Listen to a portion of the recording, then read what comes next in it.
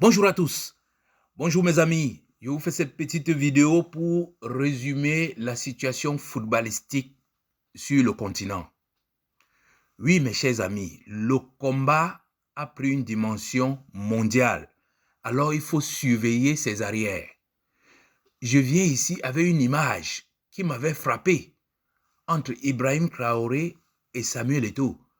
Et je m'étais demandé, mais qu'est-ce qu'il y a entre ces deux hommes?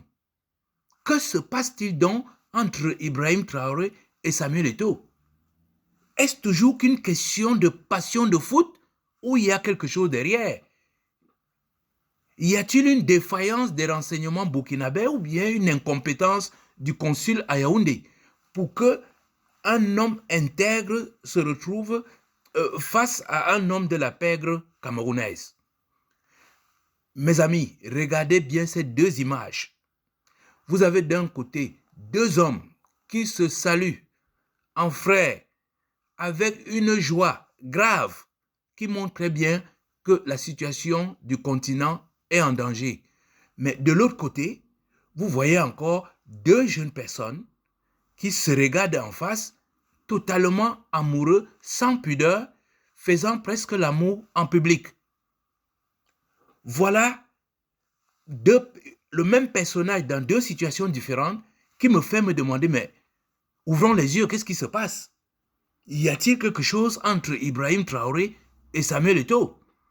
C'est ce que nous allons voir dans cette vidéo, car on me dit c'est une question de passion de football. C'est vrai, le football est une passion, mais quand même, il faut savoir mesurer les choses à la dimension de ce que nous voulons. À propos de football, sachez que moi, j'ai mes icônes de football. Le premier, c'est Bob Marley. Le deuxième, c'est Thomas Sankara. Et le troisième, c'est Ibrahim Traoré. Donc, en tant que panafricain, pour moi, ce sont mes icônes de foot. Maintenant, allons plus loin. Si on cherche des icônes dans le football africain, mais il y a quand même de véritables icônes. Il y a George Weah qui est venu jouer ici au Cameroun et qui est reparti jouer dans des grands stades européens et qui a vu la souffrance de ses frères du Libéria. Il est rentré au pays, créé un parti, il s'est formé, il a dit je vais essayer de sortir ce peuple de cette misère. Il a battu campagne, gagné les élections, dirigé ce pays et il a fait de son mieux et il a passé le fanion. Voilà les icônes du football africain. Didier Drogba. Mais Drogba, si je n'ai pas regardé les dernières informations, mais il me rappelle qu'il organisait des championnats de bateaux, des courses de bateaux, des bateaux électriques, hein, je veux dire des bateaux non polluants. Ce monsieur investit en Côte d'Ivoire et même à l'international. Alors, n'en parlons plus de Seydou Keita.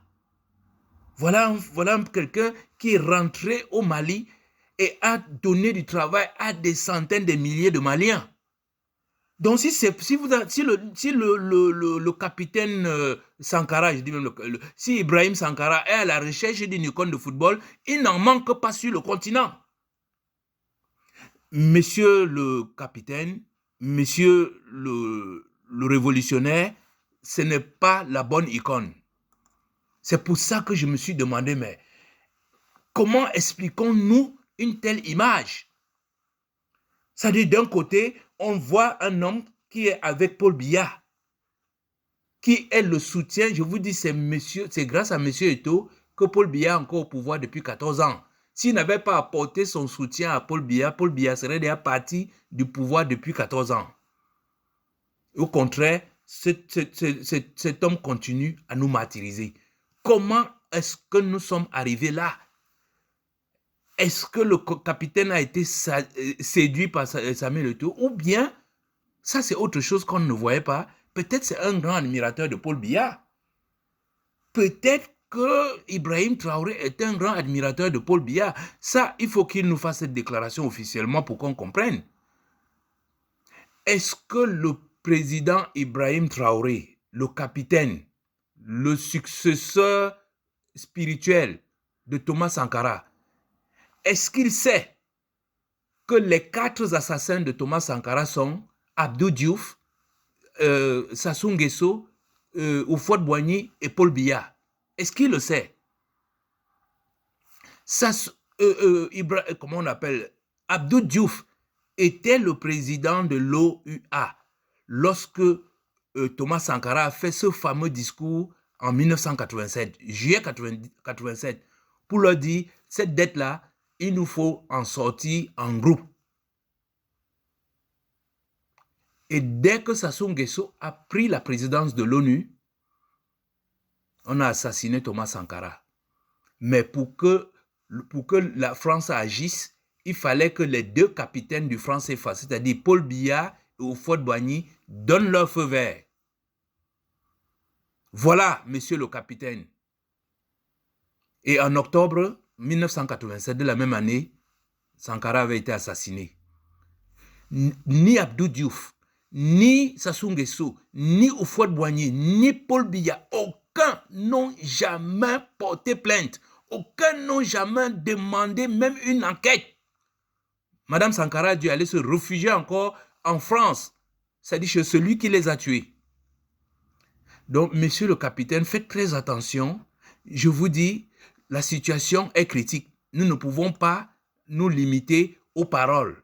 Il faut agir. Est-ce vraiment qu'une histoire de foot? Voilà une image du président Ibrahim Traoré en train de léguer du matériel à Faso Mebo pour les réparations des routes. Ça se fait dans le même domaine de l'agriculture, ça se fait dans le domaine de la médecine et tout. Ici, nous sommes dans des mouroirs, que ce soit sur les routes, dans les hôpitaux, partout où nous sommes ici, c'est la mort qui nous guette. Qu'est-ce que vous faites avec Samuel Eto'o? Êtes-vous séduit par Samuel Eto'o? Qu'est-ce qu'il y a entre vous deux? Êtes-vous un admirateur de Paul Biya? Il faudra bien nous expliquer ça. Est-ce vraiment qu'une question de football? Voilà encore une autre image. Les autoroutes à Ouaga, au Burkina Faso. Voilà encore une autre image de Ibrahim Traoré dans un centre médical, bien équipé. Pendant ce temps-là, au Cameroun, Paul Biya, en 43 ans, a gagné 5 coupes de nations. Et il a détruit plus de 360 entreprises d'État qu'avait laissé Aïdjo. Qu'est-ce que vous faites avec ces gens-là? Comment vous pouvez vous asseoir à table avec un tel individu? Vous a-t-il séduit? Êtes-vous un admirateur de Paul Biya? Ce n'est vraiment une question de football.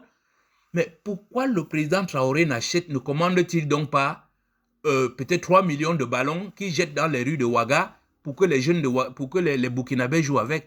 Au contraire, on voit partout au Burkina des gens sont en train de construire les écoles, construire les hôpitaux, construire les routes, bâtir les routes pierre par pierre. Et vous allez vous asseoir avec des gens qui ont détourné la totalité du budget du Cameroun depuis plus de 43 ans. Non, monsieur le capitaine, vous allez nous dire ce qui se cache là derrière. Something is not right. Mais est-ce que les services de renseignement vous ont dit que Samuel Eto'o partage les nudes de ces femmes? Est-ce que le service de renseignement vous a dit que Samuel Eto'o a déjà fait libérer Ernest Obama, qui était impliqué dans l'assassinat de Brian Fombor, qu'il a fait libérer, comment on appelle, Bruno Bidjan, qui est impliqué dans l'assassinat de Martinez Zogo? Est-ce que les services de renseignement vous ont dit ça?